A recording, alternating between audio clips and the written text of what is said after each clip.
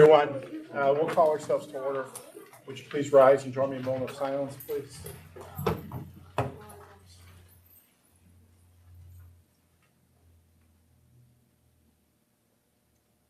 Thank you. Would you all like to lead me in the Pledge of Allegiance? Anybody there want to volunteer? Oh, awesome. Wonderful. Bam. Do I speak right here? Yes, Yes. absolutely. Okay. I pledge allegiance to the flag of the United States of America and to the republic for which it stands, one nation, under God, indivisible, with liberty and justice for all. For the official record, could you give us your name? Hikaru Laspina. Carla Spina. Thank you.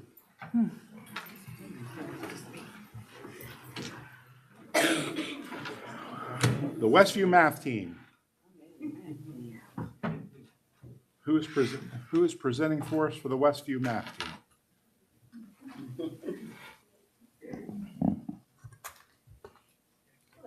Hello, how are you? Good, thanks. I'm Kyra Zick, and we wanted to recognize them for their achievement. They got first place in the red class for the state of Indiana, which I think there are 118 teams. And they also scored in the top 10 in the state.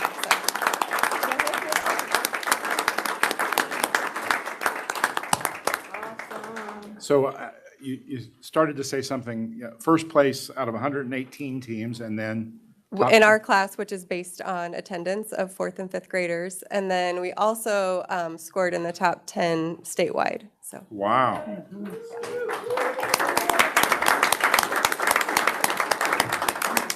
So can we have the students introduce themselves to us?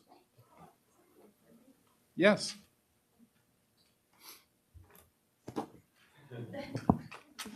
My name is Dean Werner, And Dean, what grade are you in? 5th. What are you best at in math?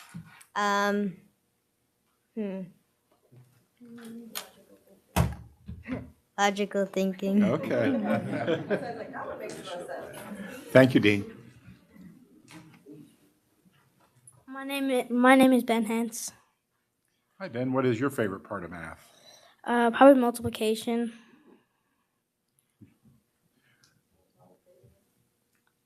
I'm in 4th grade. Fourth grade. Wow. My name is Jonathan Doherty. Jonathan, what's your favorite part of math? Division. Oh, you like division. 100 divided by 3.5. No idea.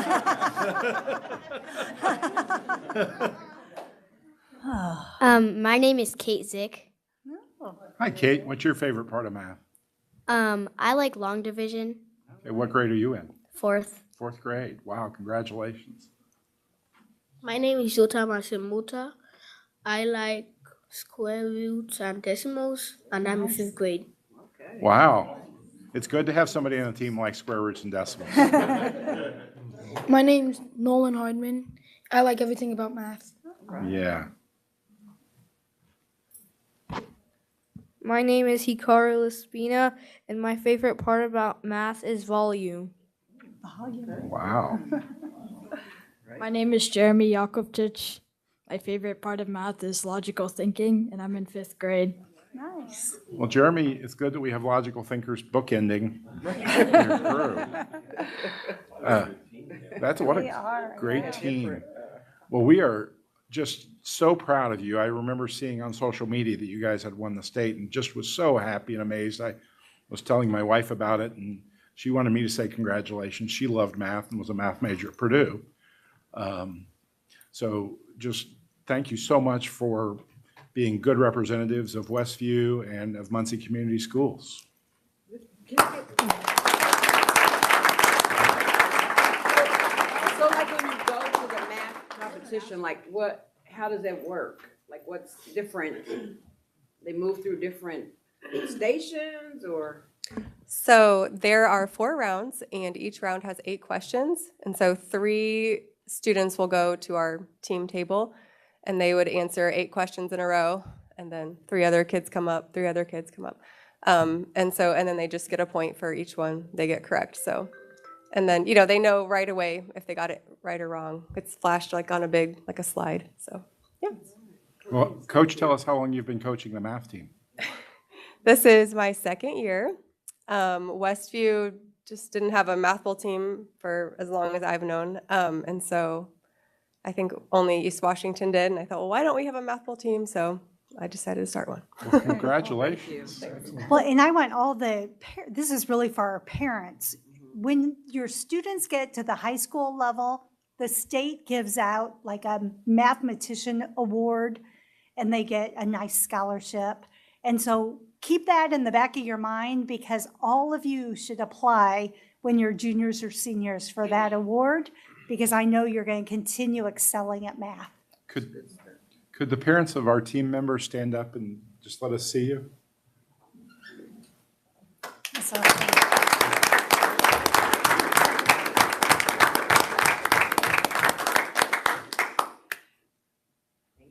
Thank you so much. Well, to have, a state championship your second year, it's. I mean, it was a little bit of a surprise, but we'll take it. Yes. that's wonderful. Well, enjoy the rest of your year and have a great summer. Keep practicing so next year you can be back, okay?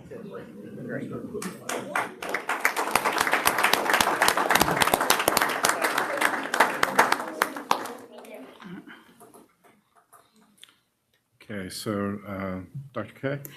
Well, I would like to thank everyone who came to our first State of the School meeting last week. We appreciate that the governor came and shared his thoughts about how proud he is of Muncie Community Schools since the Ball State Partnership began. President Mearns also provided his perspective, and we really appreciated that. And I think it was a wonderful evening. I've heard lots of great reports about it. And if you didn't have a chance to see it, there will be a way for you to get online. Andy will be sharing that, and you can watch the evening if you're interested. Tomorrow night, we have our annual teacher appreciation event at Minnetrista from 4 to 6.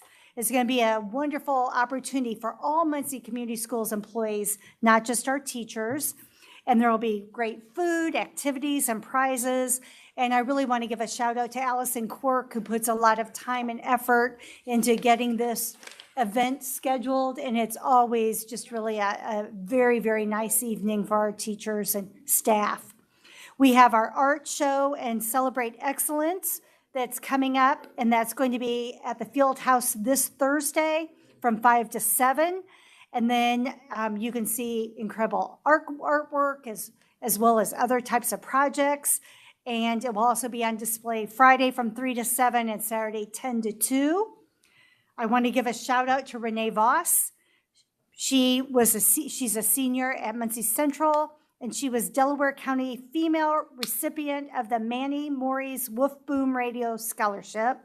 She had received a prestigious STORE scholarship. I know, Mark, you're involved in that for her academic excellence, integrity, and leadership.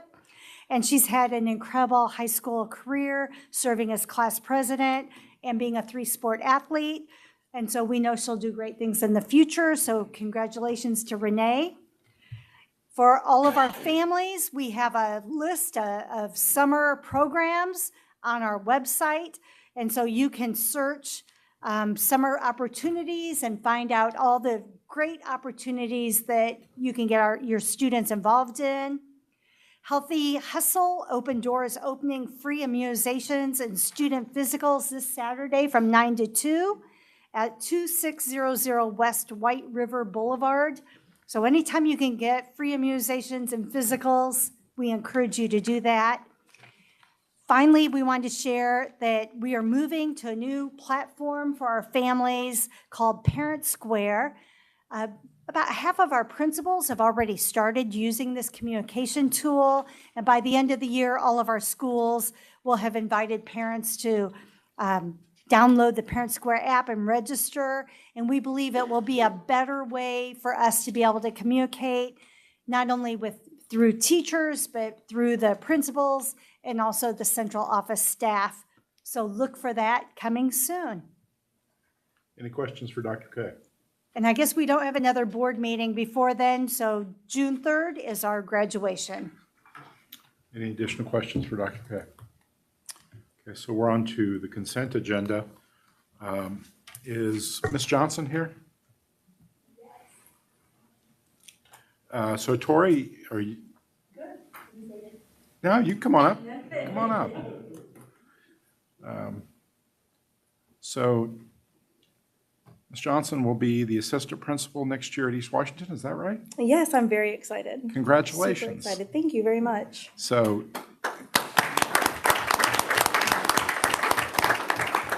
great job in the video last week. Oh, thank you. Tell us a little bit about yourself.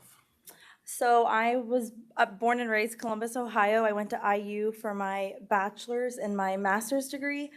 I started at Ball State for my administrative license, and I've been working under Brittany Charles for the last 2 years. I have been given tons of leadership opportunities, and I'm really excited to take what I've learned to East Washington Academy and help Mr. Shroyer and carry out his vision.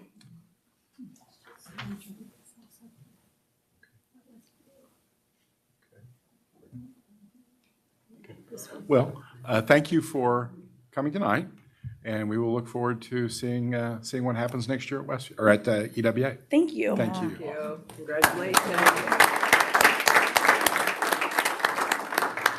Kelly Drake here. Hi, Kelly. Come on up. And you're going to be at Westview next year? I am, yes. I'm And so super you saw the excited. students here tonight?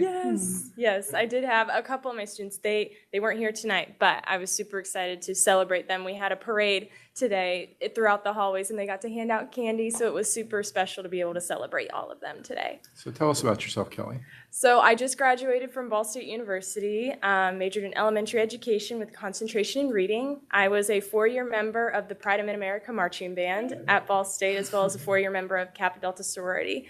This will be my 2nd year working with the Muncie Central Marching Band program, where I'm serving as an assistant to Rhonda Reynolds for the Color Guard program there. I'm just super excited to be able to give back to a community that gave me so much these past 4 years, so I'm just super excited to continue my professional journey here. Well, we are very happy to have you on that journey with us. Thank you so much. Do you have any questions for us? I don't. I'm just super excited to kick this off, so Well, congratulations. thank you.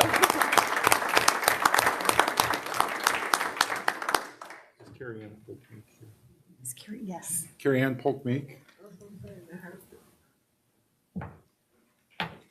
Good evening. Hi, Carrie Ann. How are you? Hi, I'm well. Congratulations. Thank you. I appreciate that. So Carrie Ann will be our new Director of Secondary Education next year. Yeah. So tell us a little bit about yourself. I know you were in Richmond for a while. I actually was a social studies teacher, 15 years, AP US History, Economics. Loved every single thing about that. Transitioned into an assistant principalship at Richmond High School, and then served as a principal in a PK4 building, and then in a middle school. Most recently, I have worked for the Department of Education and actually have been the director of the Literacy Center. So was very privileged to help write and then to administer the $60 million Lilly Grant. Very steeped in literacy, but also at my time at the department had a lot of experience and opportunities to work with the Commission for Higher Ed and some other entities as we were developing GPS. So very excited to be here. Well, and we're very, very excited to have you. Thank you. Appreciate that. Your skills are much needed, and we're looking forward to working And with you. born and raised in Muncie, parents still live about 5 minutes down the road, so have the opportunity to come back home, which also feels really good. Did you go to Sutton too? I did. I told you.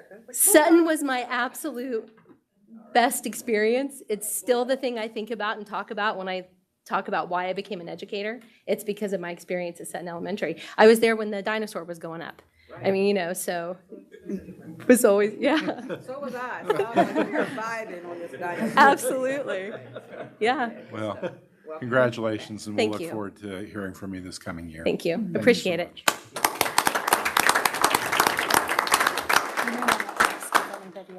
Do I have anybody else who is here tonight on the hiring list? Oh, great. Come on up. She thought, oh, I made it. My name's Abby Huff. I was hired for EWA. I'm really excited. I just graduated from Ball State also and just wrapped up student teaching at EWA. So I just loved it so much I had to stay. But I'm really excited to start the year.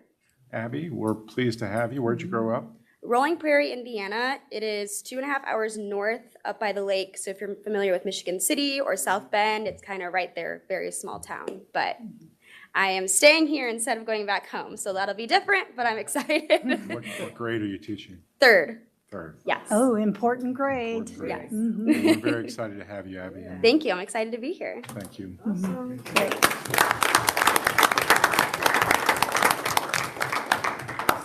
Anyone else who's hiding back there? Okay. I want to take a moment and recognize some retirements for long and valued service to MCS. Kimberly Beeler, Judith Everhart, Richard Gates, Claudia Monroe, John McCaleb, and Jack Kwiatkowski are all retiring. And we want to recognize their service to MCS, our students and their learners, and our learners and families, as those accumulated years of service, which are well in excess of 100, are moving on to a different chapter. So thank you to them.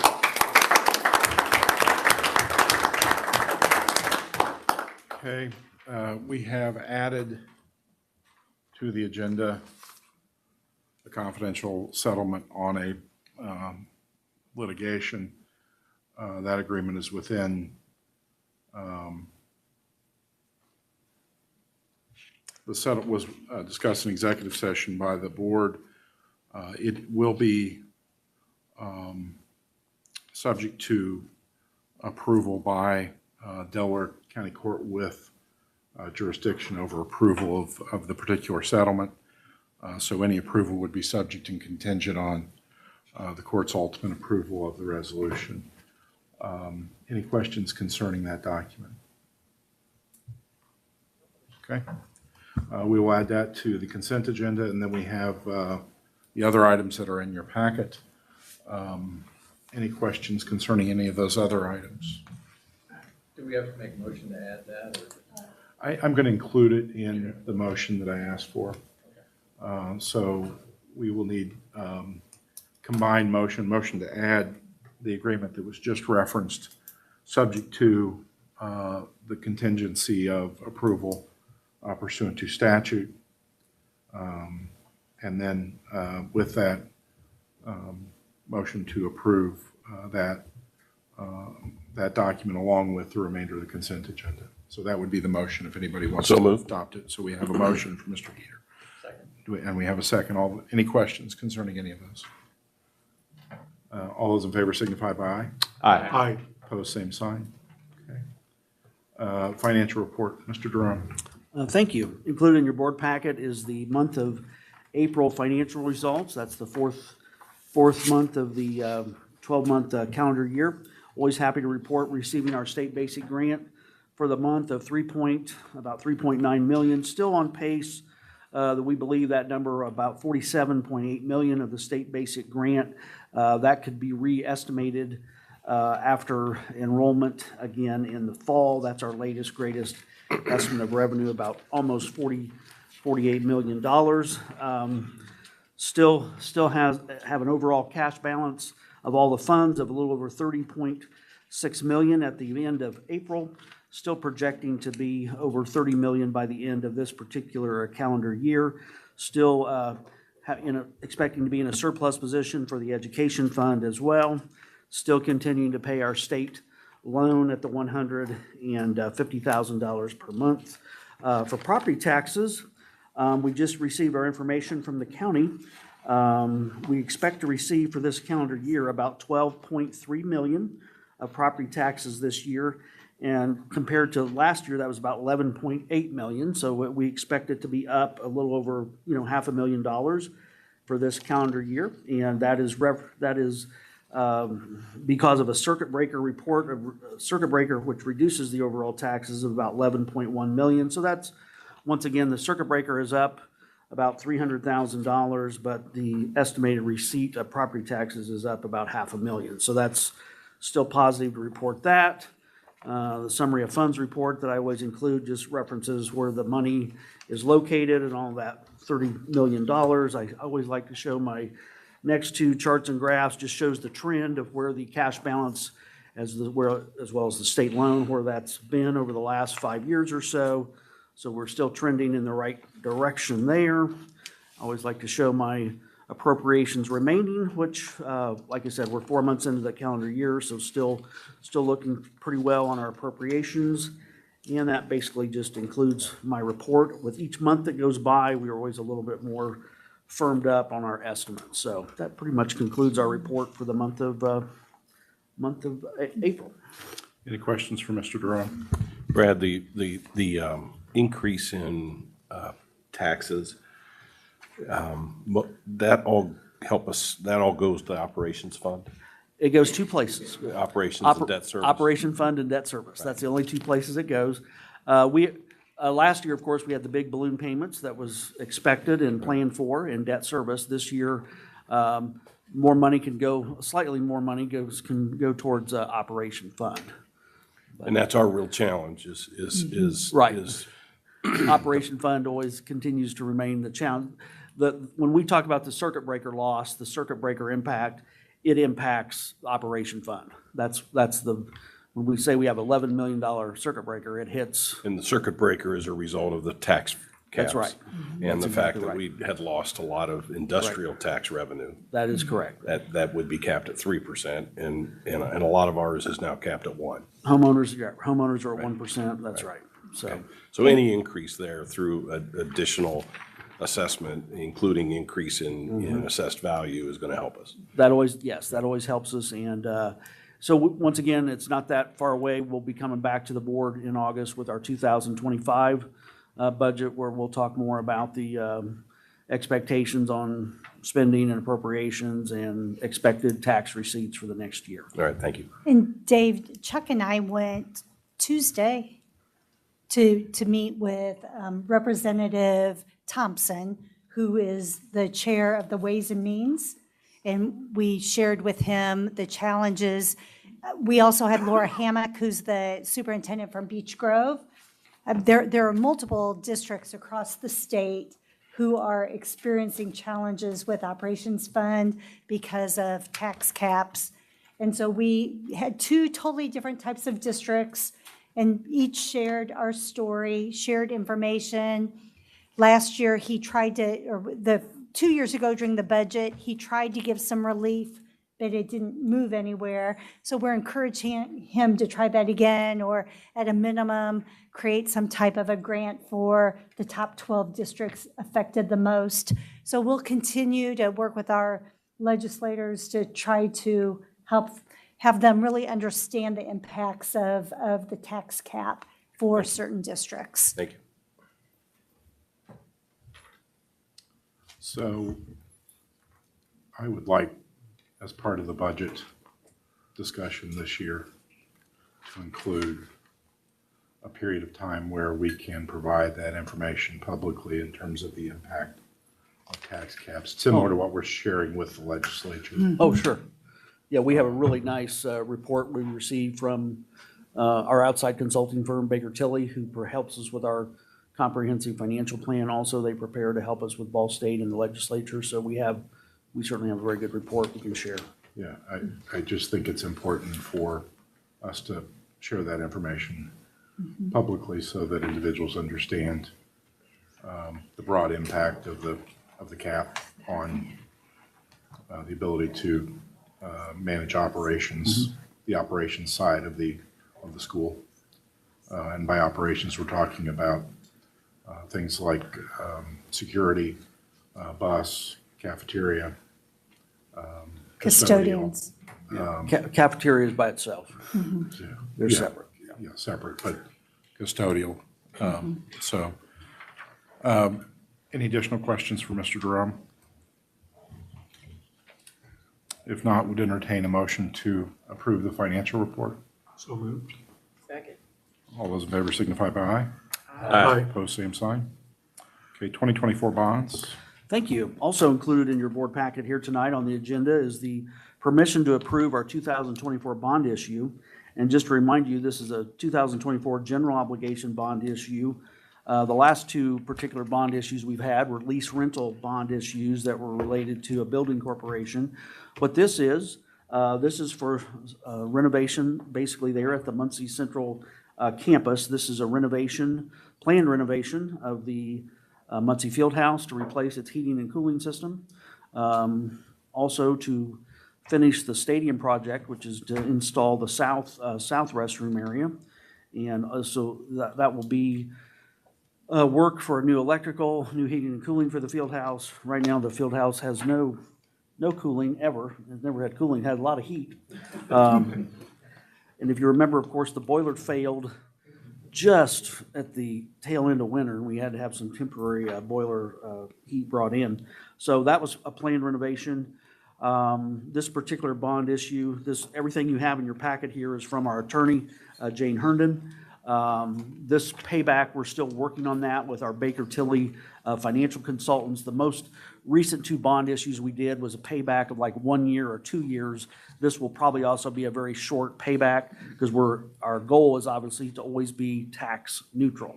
So that way we're not increasing the debt service or the tax rate for the debt.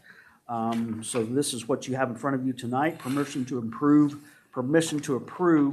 this particular resolution, plus this process also involves publishing a notice for hearing for an additional appropriation to spend the $6.1 million of bond proceeds.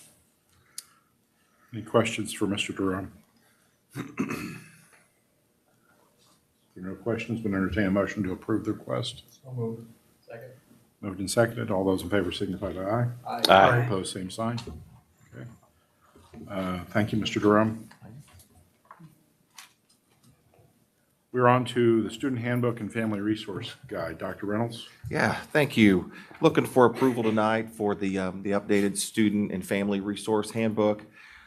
If you recall, 2 years ago, we went through a pretty extensive overhaul of the handbook, working again with a tremendous group of teachers and parents and administrators to make some revisions that we felt were reflective of what was really happening in the buildings and a more restorative approach to discipline and the responses to the discipline. So this year, the changes are pretty light. I started conversations back in January with the committee, looking at the revisions, keeping an eye on legislation, but feel like the summary of changes on that one page that you have is reflective of our discussions. I think the most notable change is the cell phone wireless communication device policy, which is reflective of the new statute that has passed.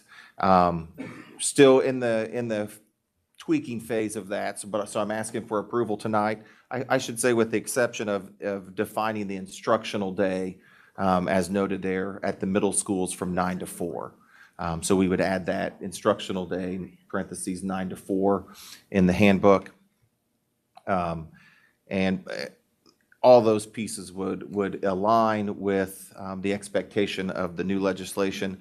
But we're still having some conversations at the high school level on what that should look like. But for this iteration, we're gonna ask for the approval on this. The second piece puts a cap on some offenses, is also listed at the bottom of that summary page and reflective in the handbook as well. Okay. Any questions for Dr. Reynolds? And the electronic device or wireless communication device policy is consistent with the statute that was passed in this most recent legislative session, correct? Yes. And the language is, as I understood it from the work session, is largely consistent with what our schools were currently doing in 23-24, correct? At the high school. The middle school is a change. So prior to COVID, this was a policy that we had in place, and then after we came back after following the COVID closures, we weren't using lockers, so we changed that language that the students, more reflective of the high school language. Since then, we've had discussion with the middle school teachers and the committee, and really wanted a more defined stance on off and then the lockers back to the way it was pre-COVID. But again, aligns with new legislation. Do our faculty, in hearing from them at all levels, are they reporting that phones and related devices interfere with their ability to provide an education? Yep, yeah. In most cases, I think it varies just from implementation of classroom procedures, and but boy, it is a challenge at all levels. So what is our thinking in terms of education and awareness for our parents moving into the next academic year? Yes, so we're going to work with the middle school principals and Andy to push out some specifically, because that's where the biggest change will be, to push out some communication, citing the new legislative language and the new expectations for the middle school students. Okay. Any additional questions? Okay. If there are no additional questions, we'll entertain a motion to approve the policy changes. So moved. Been moved. Do I hear a second? Second. All those in favor signify by aye. Aye. Opposed, same sign. Okay, and that again is subject to the definition of instructional day. Yes. We are on to summer PD. Yeah. Again, we are just fortunate to have a terrific partner in Ball State, and a recipient of several grants that we're able to offer a number of professional development opportunities for our teachers and administrators. Without reading through all of them, you'll see a focus on literacy, a new adoption of the curriculum of a literacy curriculum at our middle schools, a continued emphasis on CKLA and science of reading in our elementaries, and NIET, a continuation of that work with our teachers and master teachers, or our master teachers and administrators on that rubric, and being able to support teachers through that rubric, but just a wide variety of opportunities. A lot of in-house that I think of our special ed department and the folks in special ed providing opportunities for our teachers and instructional assistants. Well, you'll also see that listed in there too. Okay. Do you need approval on this, or is this just informational? Approval, I think, would be best. I think there are stipends attached to most of them. Okay. Any questions regarding the 2024 summer PD offerings? How do you know, like, I mean, I know you know what you need because you follow statutes, but like, how do you just reach out to your administrative team, or to like, yeah, and just say, they tell you what we need, or like, how do you work it out? Yeah, so we lean heavily on our leadership team to be a part of that, but I think we also gather that from our process checks. I mean, just having conversation at process checks, and you know, the teachers are pretty honest about what they need and what they could use to improve instruction. So, any additional questions? I'm going to entertain a motion to approve. So moved. Been moved. Do I hear a second? Second. Moved and seconded. All those in favor signify by aye. Aye. Opposed, same sign. Okay, thank you. Did we do a roll call? Okay. Didn't do a roll call? We did it twice already. It just carried over from the last one. Yeah, we did it over to the last one. We did. And nobody went I don't think we home, lost so we're anybody all in still transit. here. Yeah. I was so excited about the math team that let the record reflect that all the members of the board are present and accounted for. And it all adds up. And it does all add up. So, Dr. K, I know we're working on a SIG grant for the middle school level. What's the timing on that? Chuck is getting that submitted this week. And will we know shortly? I wouldn't say shortly, but we will know, I would hope, by the end of the summer, we would know. Okay.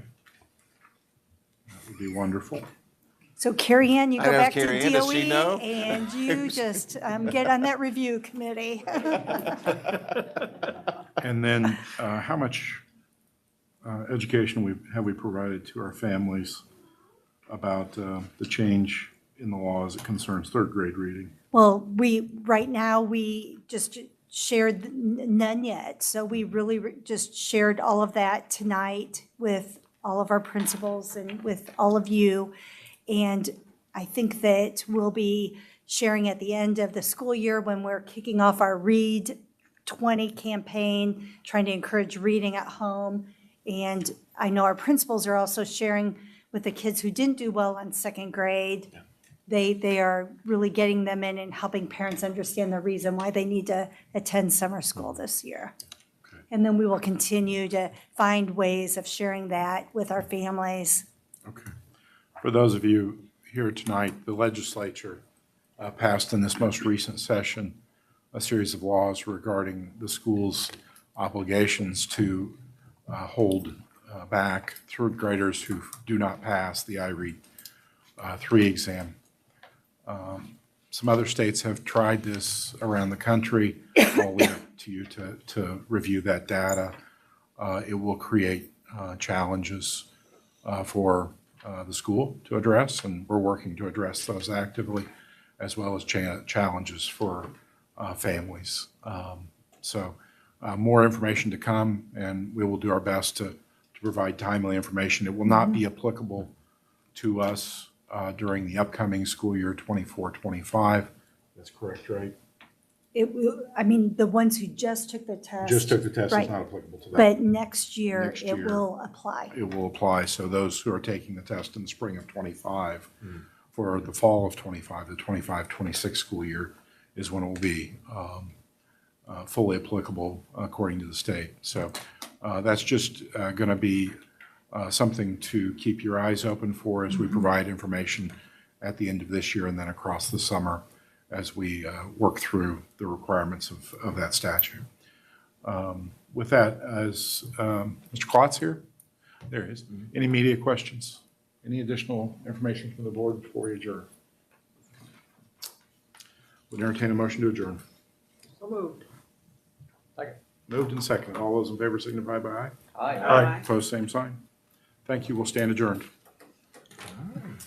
I see them in their graduation garb. Did I miss this? Are they? I need to ask. I just see Mark has it. Graduation. We've been here, yeah, that's right. I mean, you may.